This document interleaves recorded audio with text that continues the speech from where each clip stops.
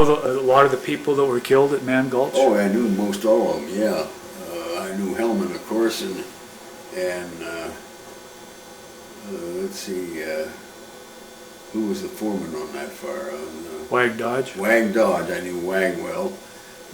All the other, most of the crew were brand new kids. And I knew of them. I really didn't know any of them very well. I had seen them. Yeah. And then the only two Smokejumpers that were saved on that fire was the guy that you say died here just recently. Yeah, Sully. Sully, yeah. And the other guy was killed in an airplane accident just not too long after Man Gulch, if I recall correctly. Well, were you involved at all in the investigations they had afterwards? Were they trying to figure out what happened? Did anybody? What do you remember of all that? Of that Man Gulch fire? Yeah, you know, afterwards when they had the inquiries to find out. I didn't get in on that. I had no knowledge of that. Yeah. No knowledge of what went on that fire. So I didn't get in on anything that had to do with the Man Gulch fire. So between 46 when you started and 49 when you went off to that fire in Idaho during Man Gulch, what did you do? Did you stay there in Missoula, or did you? No, I tried to get into the University of Montana, and Dean Davis was the guy's name at the time. And he said, "Young man," he says, "you can go back to the state that you went in the service from, and I've got so many veterans to find school for." He says, "I can't take you because you're not a Montana vet." He says, "But you go back to the state that you went in the service from, and they have to find you a place in school." I went back to Pennsylvania, and they did find me a place in school. And where was that? Penn State. Is that the one up at College Park? State College. State College. State College.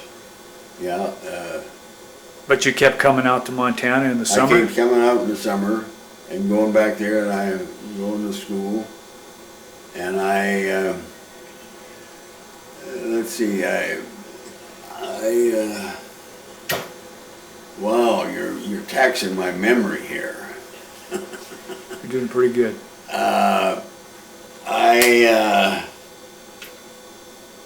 Let's see, I jumped 46, 7, 8, and 9. And, oh, I know, hell, Penn State at that time, I don't know whether they still have it, had two summers. You had to go to school for, I don't know, a week or a couple of weeks early in your schooling, and then you had to go to school again about your junior year or something. So I had 2 summer schools that I had to catch up on. So I went back to school in 49, and I went through both those summer schools in one summer, and then I graduated from Penn State in, I guess it was 51. And what was your degree in? Forestry. Forestry. So you were a forester. Did you ever practice being a forester? Oh yeah. I worked for the Missoula White Pine Sash Company for, I don't know how many years I was there. But I did their forestry work for a while, and then I got fired from there, and I got hired by the state of Montana. For the state lands, forestry? Forestry, yeah. Well, where did Missoula White Pine Sash, where was their timberland? Where I didn't know they had timberland. Oh, they didn't have any timberland. They bought all their timber. Oh, I see. But they bought an awful lot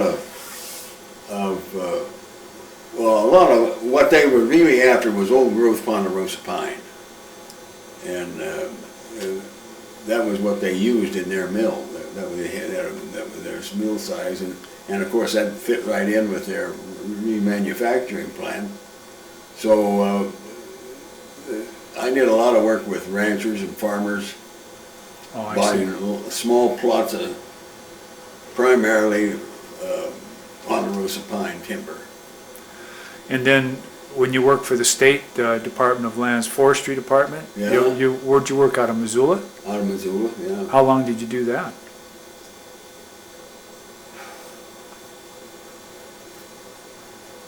Oh, gosh. Boy, years, I can't. Were you responsible for the state lands in the western part of the state?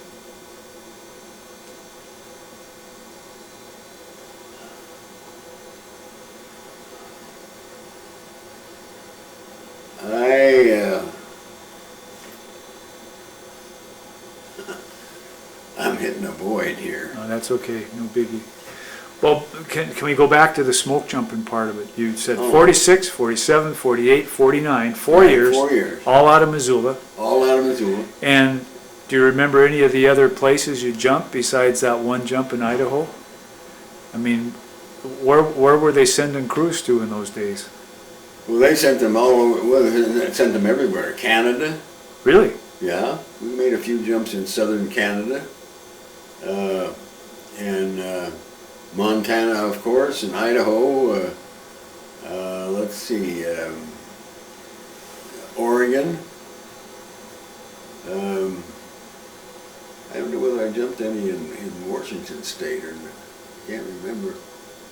But that was most of it, and then you got down, there were some jumps made too, and in states south of Montana. So it was up and down the mountain range. Do you remember, you weren't around in 51 then, you stopped jumping before 51, didn't you? Yeah. Do you remember a jumper named Cochran? Art? Yeah, Arch Cochran? Oh, yeah. He was one of the bosses there. Because I know he ended up going with the CIA for many years. I know that. Oh, is that right? But there's very little mention of him in those early years, though. He seemed to have a lot of experience. It was Art Cochran. Art Yeah. Cochran. He was. I don't know whether he was a conscientious objector or not, but he worked with. At that time, he was in the organization a long time before 1946.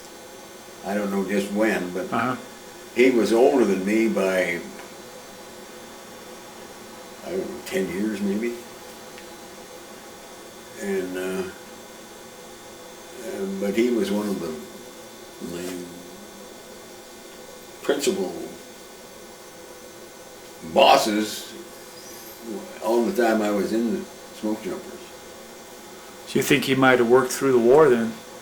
Jumped during the war? I'm sure he did. Yeah. Maybe he was too old to be in the military. That could have been. Yeah. I don't know what I knew him, but I didn't know any of his background or why. But he had been with the Smokejumpers during the war years, and whether he was overage from a military standpoint or not, I don't know. Yeah. Do you remember some of the pilots? Oh.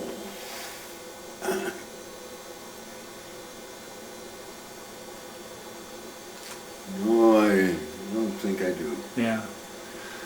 Well, so how did you end up out here in Miles City at the Veterans Hospital? How'd you get from Missoula to Miles City? That was a story. Yeah. 1991.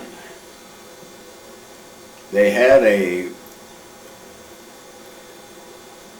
POW MIA recognition, I think it was, day. That was a national. Well, it was here too, but I guess it was a national deal or some damn thing. POW MIA recognition. And let's see, Ray Syrup.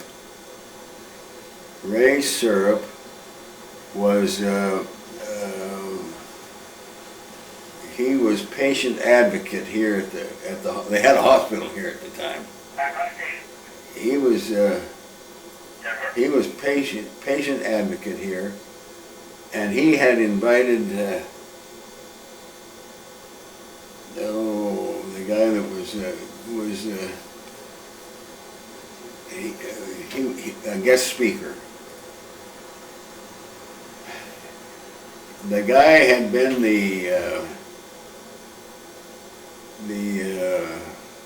what? In the 501 infantry. He was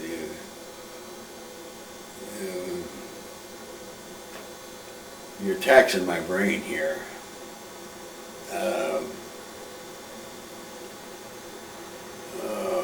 But anyway, he had invited this man here to speak before the group, and he realized that I had been in the 501, and he wanted some people here so that the guest speaker had some people that he should have been acquainted with. Right.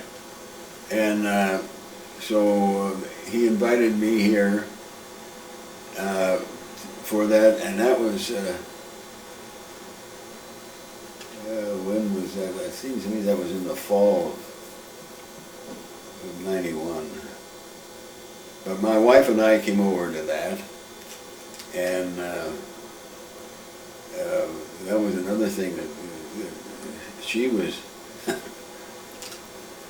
she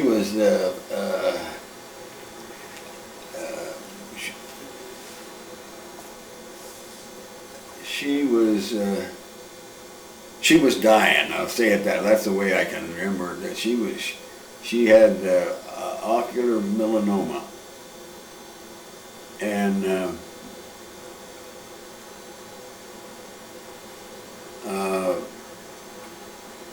so she and I came over to that, and we took that in to well, I don't know whether it was a weekend or it was 2 or 3 or 4 days. I don't know what it was, but we came over for that, and then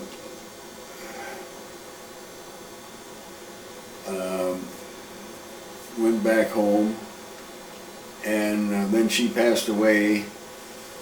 And I was talking to Ray Syrup, and he says, "Crowe, why don't you come over to Miles City and volunteer for a few weeks or a month until you figure out what the hell you're going to do with yourself?" And I said, "Ray, that sounds like a good idea."